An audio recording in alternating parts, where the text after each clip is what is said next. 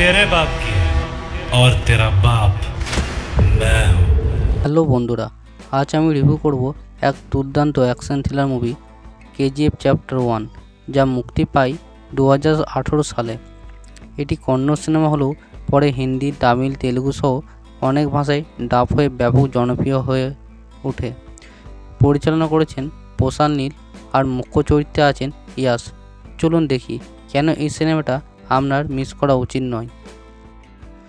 গল্পটা শুরু হয় 1951 সালে, যখন ভারতে সোনার খনির সন্ধান মেলে। সেখানেই গড়ে ওঠে কেজিএফ, এক নিষ্ঠুর জায়গা যেখানে শ্রমিকদের উপর চলে অমানবিক নির্যাতন। এই পটভূমিতে আমরা পাই রকির গল্প।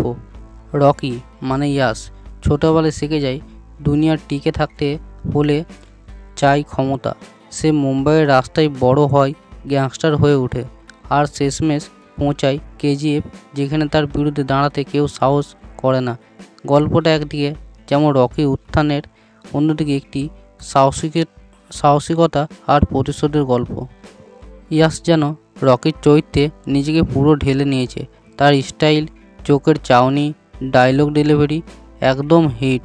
ভিলেন গরুর ছিল হাড় হিম করা, তার উপস্থিতি স্ক্রিনে ভয় জাগায়। পার্শ্ব চরিত্ররাও দারুণ, প্রত্যেকে গল্পে আলাদা আলাদা ভূমিকা রেখেছে। আর ব্যাকগ্রাউন্ড অনন্ত নাগের ন্যারেশন পুরো সিনেমাটাকে আরও গভীরতা দিয়েছে।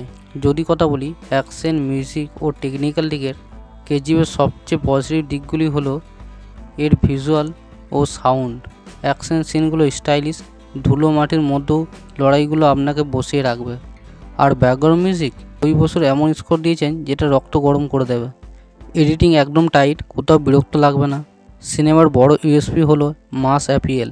ইয়াসের স্ক্রিন প্রেজেন্স, স্টাইলিশ ও অথেন্টিক অ্যাকশন, বাস্তবধর্মী সেট ডিজাইন, আবেগ, রাজনৈতিক ব্যাকড্রপ এবং থ্রিল সব কিছু একসাথে। সবচেয়ে বড় কথা, এই সিনেমার কোনো অংশই লাগাম ছাড়া বা অশ্লীল নয়। সব মিলিয়ে কেজিএফ চ্যাপ্টার 1 শুধু একটা সিনেমা নয়, এটা একটা অভিজ্ঞতা।